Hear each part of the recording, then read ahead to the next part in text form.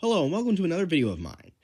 Today we're going to be covering another one of my hybrids, Carnivequus amphibius, or the meat-eating water horse. The art was again done by Metro Genetics, the absolute goat of hybrid creation, and I decided, what if I took the Kelpie from Celtic mythology and brought it into real life? So I did, and I came up with the idea for the genome, but Metrio did the art for it, and I really love how it turned out. So first, it uses the Camargue horse as the base, because that's it. I'm pretty sure it's the best swimmer of all types of horses, and I also will use the elephant seal for sort of that nose flap, and also its ability to hold its breath, and also its dentition for a more predatory lifestyle, and also making it much more flexible. Specifically making it on the spine, allowing it to reach stuff on its back.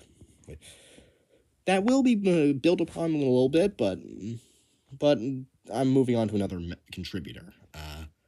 Another contributor is the moose, or a common moose from Canada, or actually just about anywhere, because moose are actually really good swimmers. They can dive up to like 20 feet down and just to eat plants. And however, that's occasionally where they get hunted by orcas, but this thing isn't where orcas live normally, so that it should be fine as it is. But another thing is that the moose will also amp up this thing's aggression and lack of F's given towards most situations.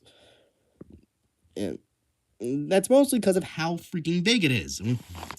It's about as tall as a moose, at the shoulder of about 7 feet. It's about 20 feet in length. It actually might, and its real height is much higher than 7 feet because that's just at the shoulder.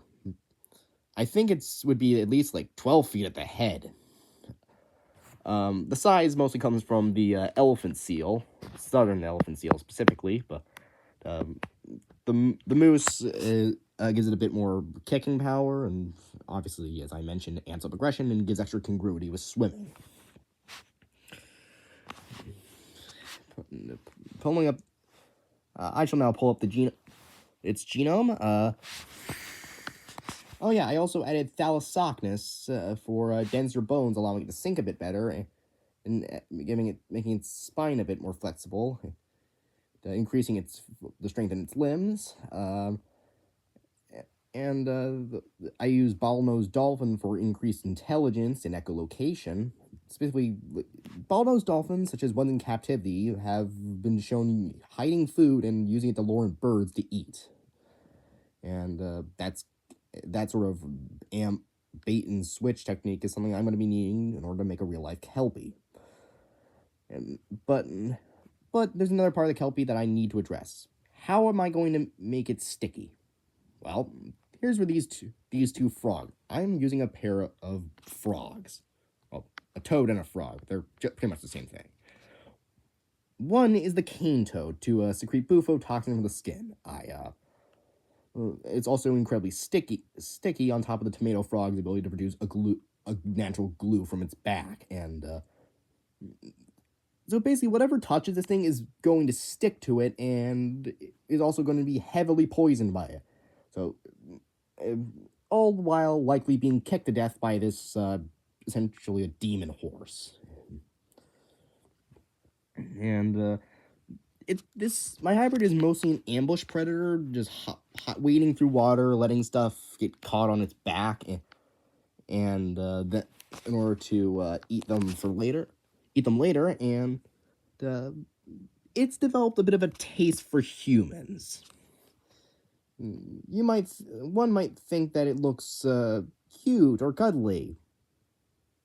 Look up videos about moose. You will have your mind changed immediately. And it's going to look a lot less cute when it just prepares to eat you. And yeah, by the way, this thing's skull is probably strong enough to capable of biting grizzly bear's head off. So, what do you think your skull's gonna? Your skull's just gonna pop like a watermelon. But anyways, the hybrid is actually omnivorous. but it more so just eats whatever it wants, whenever it wants. And it's a mostly opportunistic predator that will usually let stuff come to it before ambushing them and kicking them to death, or while all the while chomping into them, or just bullying other creatures off their kills, similar to a wolverine or a regular bear.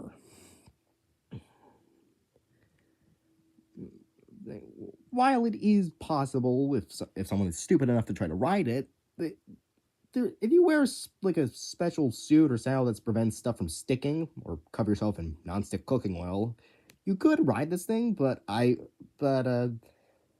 it has a tendency to eat humans, so it will just try to grab you in its jaws and drown you. So it's not a friend. Also, it's probably one of, if not my absolute favorite hybrids that Metro has drawn. Well, that was commissioned, but that were asked of them by me specifically. Uh, there, there are many others they have drawn, and some of them are way better than stuff I have. So, thank you so much. So yeah, that's gonna be it. See you later.